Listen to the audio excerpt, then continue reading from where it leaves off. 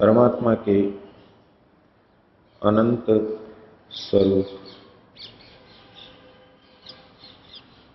का मन में भाव रखते हुए उसकी कृपा को स्मरण करते हुए ओम का उच्चारण करेंगे। श्वास भरें।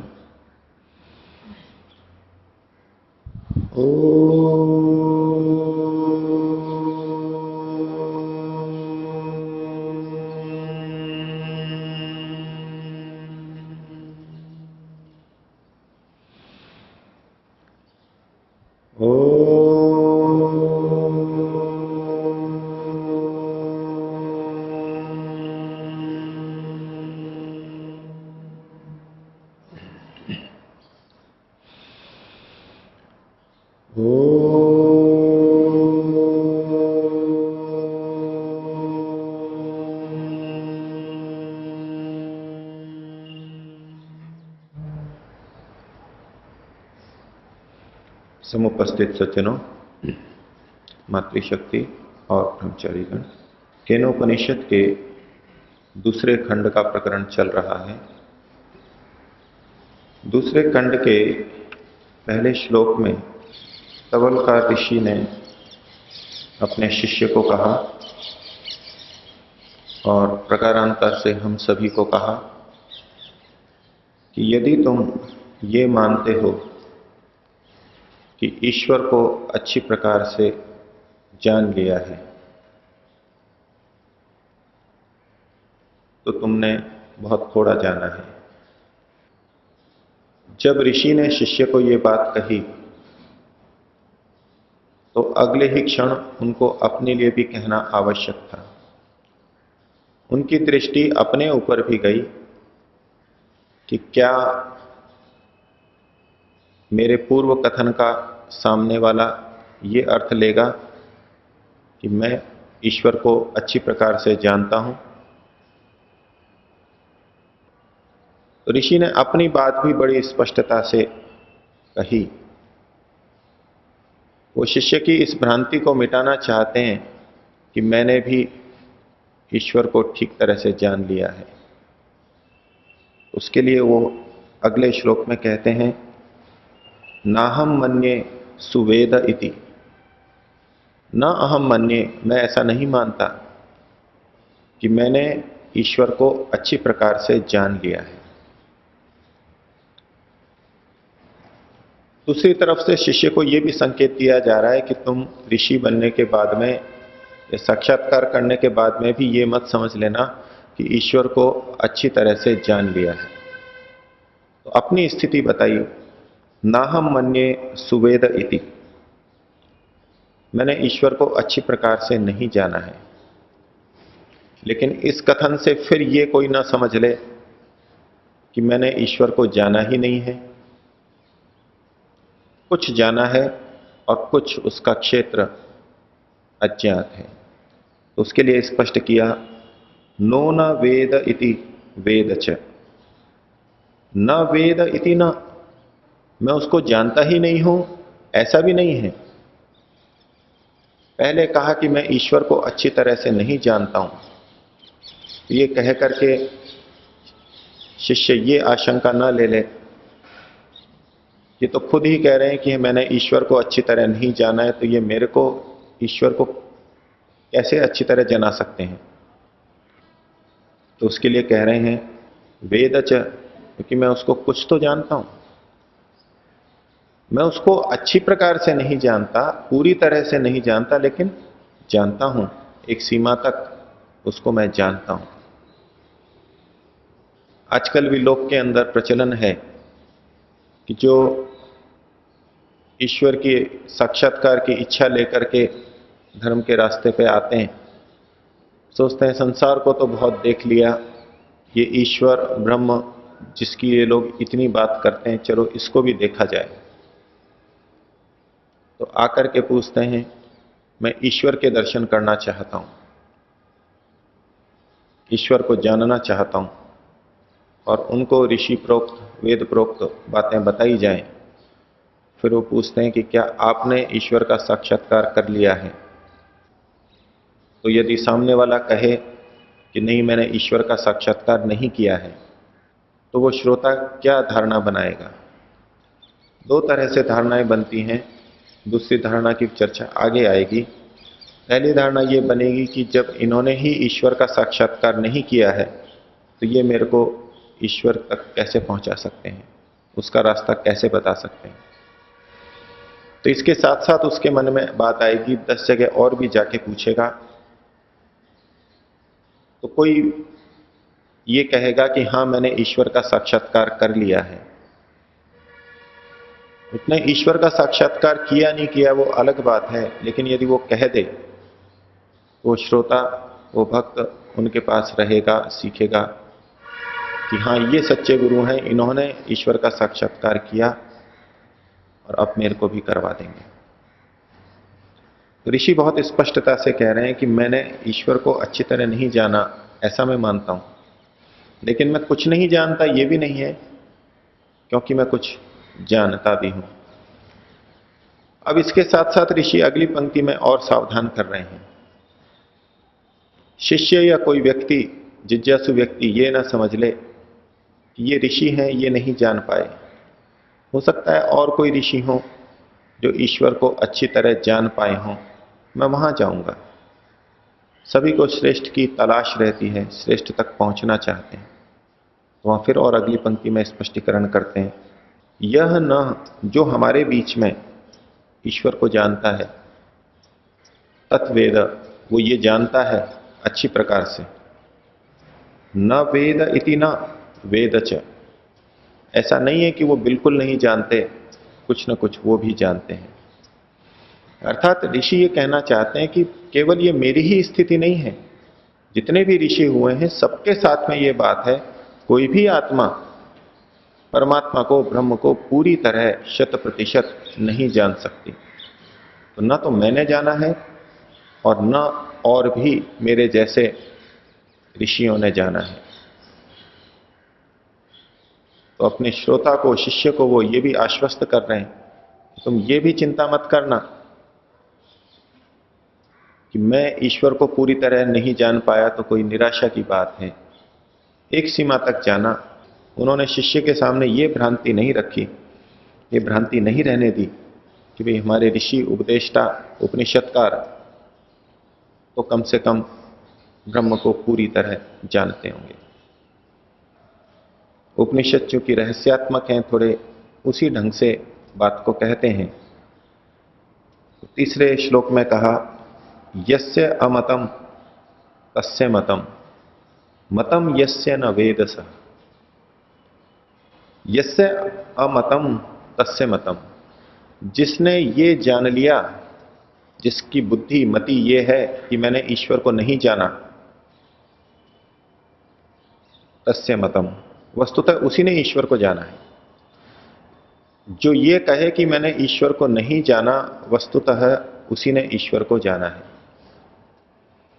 और यस्य मतम, जिसकी ये मति है, जिसकी ये धारणा बनी है, ये ज्ञान बना है कि मैंने ईश्वर को जान लिया, यस्य मतम न वेद स, वो वास्तव में ईश्वर को जानता ही नहीं है। एकदम विपरीत बात है। जो व्यक्ति ये कह रहा है कि मैंने ईश्वर को जान लिया, वो तो ईश्वर को जानता नहीं, और जो ये कह रहा है कि मैंने ईश्वर को नहीं जाना, उसने जान लिया है। इन वाक्यों के पीछे ऋषि का तात्पर्य वही है जो पीछे से कहते आ रहे हैं कि जिसने ये कह दिया कि मैंने ईश्वर को पूरा अच्छी तरह जान लिया, इसका मतलब है उसने ईश्वर को अभी नहीं जाना है। और जो ये कहता है कि मैंने ईश्वर को अच्छी तरह नहीं जाना, पूरी तरह नहीं जाना, वास्तव में उसी ने ईश्वर को समझा है, लेकिन उसने भी सारा जान लिया, ऐसा यहां तात्पर्य नहीं है। हम पिछले श्लोकों को देखें और इस श्लोक को देखें, ये पूर्ण ज्ञान का निषेध ऋषि के द्वारा किया जा रहा है। ईश्वर को पूरी तरह कोई नहीं जान सकता, और यदि कह रहा है तो वो भ्रांति में है। और लेकिन इस वाक्य को लेकर समाज में बड़ी मान्यता प्रचलित हो गई कि जो भी साधक योगी ये कहे कि मैं ईश्वर को नहीं जानता हूं, तो समझ लेना कि वास्तव में वही जानता है। और जो ये कह दे कि मैंने ईश्वर को जान लिया है, तो समझ लेना कि उसने ईश्वर को नहीं जाना है। अब ये असत्य का व्यवहार कैसे चल रहा है? और वो साधक भी ये समझेंगे कि अगर मैंने ये कहा कि ईश्वर को जान लिया है, तो लोग सोचेंगे कि इसने ईश्वर को नहीं जाना है, मेरे पास नहीं आएंगे। तो इसकी बजाय अगर ये कहा जाए कि मैंने ईश्वर को नहीं जाना है, तो ये जरूर मेरे पास रहेंगे, यहां वास्तव में तो यही जानते हैं। ये शब्दों का खेल है, वास्तव में तो अंदर क्या भाव है उसके ऊपर निर्भर करता है। जो ये कह रहा है कि मैंने ईश्वर को नहीं जाना, वास्तव में वो दूसरे को ये भाव देना चाह रहा है कि मैंने ईश्वर को जान लिया है, क्योंकि उसको पता है सामने वाले की मान्यता कि जब मैं ये कहूंगा कि मैंने ईश्वर को नहीं जाना, तो ये समझेगा कि जरूर इसी ने जाना है। तो मैंने ईश्वर को नहीं जाना, ये वाक्य कहते हुए भी वो वास्तव में ये कहना चाह रहा है कि मैंने ईश्वर को जान लिया है। ये भ्रांति पैदा की जा रही है, और उसको इस बात में डर होगा ये कहते हुए कि मैंने ईश्वर को जान लिया है। अगर उसने वास्तव में जान लिया तो भी डर है कि अगर मैंने कहा कि ईश्वर को मैंने जान लिया है, तो सामने वाला समझेगा कि मैंने ईश्वर को नहीं जाना। मान लीजिए कोई व्यक्ति ये सोचता है कि मंच के ऊपर माला पहनाने से सम्मान होता है, तो वो माला पहनने के लिए उत्सुक होगा, उसको सम्मान की इच्छा है, और माला पहनेगा और माला पहन के रखेगा भी, उसको अच्छा प्रतीत होगा। लेकिन अगर ये विचारधारा आ जाए कि जिसने माला पहनी, इसका मतलब है ये यश को चाहता है, तो ये मेरी बड़ी निंदा हो जाएगी, मेरे निचले स्तर की बात हो जाएगी। माला जो नहीं पहने वो ऊंचा है, लोकेशना से ऊपर उठा हुआ है, इससे मेरी प्रशंसा होगी, तो वो माला नहीं पहनेगा, माला से इनकार करेगा। लेकिन उद्देश्य उसका फिर वही बन गया। जिसने माला पहनी इस उद्देश्य से कि मेरा यश होगा, ये माला न पहनने वाला भी उसी उद्देश्य से नहीं पहन रहा है, वो भी यश चाह रहा है, लोग मेरे को अच्छा समझें कि ये लोकेशना से ऊपर उठ गया है, यश की कामना उसमें भी आ गई। तो ये बाह्य स्वरूप और बाह्य वाक्य बिल्कुल विपरीत अर्थ भी दे सकते हैं। अंदर का क्या तात्पर्य है? जिसको वास्तव में यश की इच्छा नहीं है, वो भी माला पहनने से मना कर सकता है, और जो यश चाहता है इस रूप में, वो भी माला पहनने से मना कर सकता है। इसी प्रकार से जिस व्यक्ति ने ईश्वर को बिल्कुल जाना ही नहीं है, वास्तव में नहीं जाना है, उसका क ख ग भी नहीं जानता, वो भी कह सकता है कि मैंने ईश्वर को नहीं जाना है। और जो महान ऋषि है, जो बहुत ऊंचे स्तर पर ईश्वर को जान चुका है, साक्षात्कार कर चुका है, वो भी कहेगा कि मैंने ईश्वर को नहीं जाना है। लेकिन दोनों के स्तर में तात्पर्य में बहुत अंतर है। परमाणु के बारे में एक सामान्य व्यक्ति नहीं जानता है, तो वो कहेगा कि मैंने नहीं जाना। अपनी जगह वो ठीक है। कुछ दिनों बाद में 7वीं 8वीं 9वीं कक्षा में उसने परमाणु की संरचना पुस्तक में जो दी हुई है उसको पढ़ लिया। अब उससे पूछें कि क्या परमाणु के बारे में जान लिया, वो कहेगा कि हाँ, मैंने परमाणु के बारे में जान लिया है। लेकिन वही बच्चा जब पीएचडी के स्तर पर जाएगा और वैज्ञानिक अनुसंधान करेगा, तब वो कहेगा कि मैंने अभी परमाणु को नहीं जाना है। वास्तव में ये क्या है, इसका अंतिम तत्व क्या है, अभी तक नहीं जाना है। एक वो उच्च स्तर का व्यक्ति भी कह रहा है कि मैंने परमाणु को नहीं जाना, और एक अनपढ़ व्यक्ति भी कह रहा है कि मैं परमाणु के बारे में नहीं जानता। दोनों के इस कथन में बहुत अंतर है। और केवल वाक्य को देख करके हम ये निर्णय नहीं निकाल सकते कि जो ये कहे कि मैंने परमाणु को नहीं जाना, वास्तव में वही परमाणु को जानता है।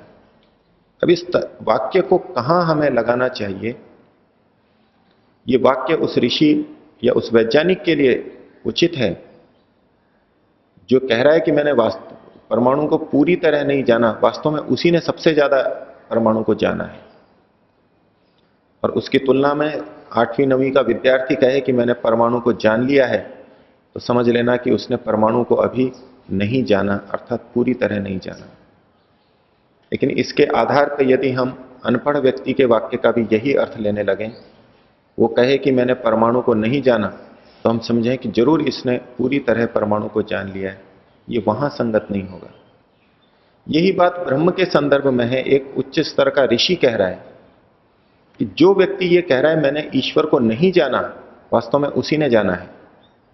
और जो ये कह रहा है कि मैंने ईश्वर को जान लिया है, समझ लो कि उसने ईश्वर को नहीं जाना। और इसी बात को थोड़ा और आगे खोल रहे हैं। वो कह रहे हैं अविज्ञातम विजानताम। जो जानने वाले हैं, जिनके द्वारा वो ईश्वर जाना गया है, जो जानने वाले हैं, उनके लिए वो अविज्ञात है। जो जानने वाले हैं उनके लिए अविज्ञात है। बड़ी विपरीत विचित्र बात है। जानने वालों के लिए वो अज्ञात है। वो यही कहेंगे कि अभी हमने ईश्वर को नहीं जाना है। वैज्ञानिक पूरी सृष्टि का इतना अनुसंधान करके, ज्ञान प्राप्त करके भी कह रहा है मैंने प्रकृति के बारे में कुछ भी नहीं जाना। ऋषि के तात्पर्य को उसी के संदर्भ में, उसी प्रसंग में, आगे पीछे के प्रसंग को ध्यान में रखते हुए हम लें, तो हम यही तात्पर्य निकालेंगे कि जो ये कहता है कि मैंने ईश्वर को अच्छी तरह पूरा जान लिया है, उसने वास्तव में नहीं जाना, यानी थोड़ा ही जाना है उसने, उसको अभी भ्रांति है। और जिसने ये कह दिया कि मैंने ईश्वर को अभी पूरी तरह नहीं जाना, तो समझ लीजिए उसने कुछ उस वास्तविकता को समझा है कि ईश्वर अनंत है।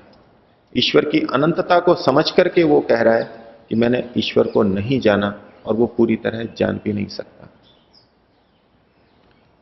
इसी भाव को हम भी समझ करके रखें और इस विपरीत मान्यता को मन में न बैठा लें। हम उसी के प्रति श्रद्धा न कर लें जो ये कहे कि मैंने ईश्वर को नहीं जाना है।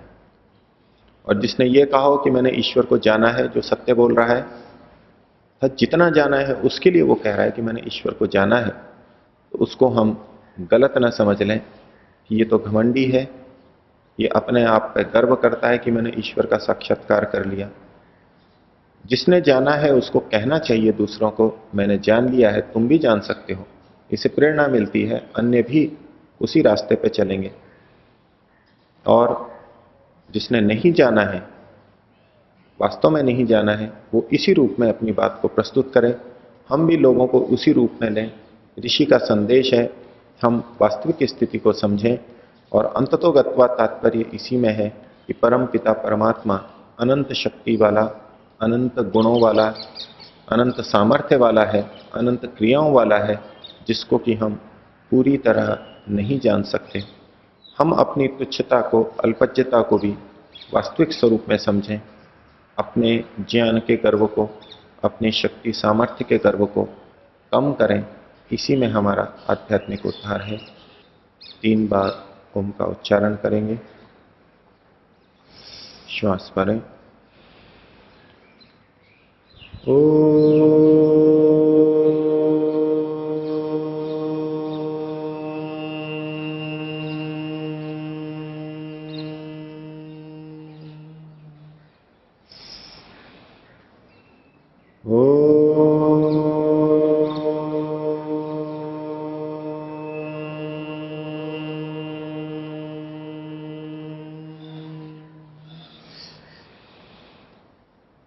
Thank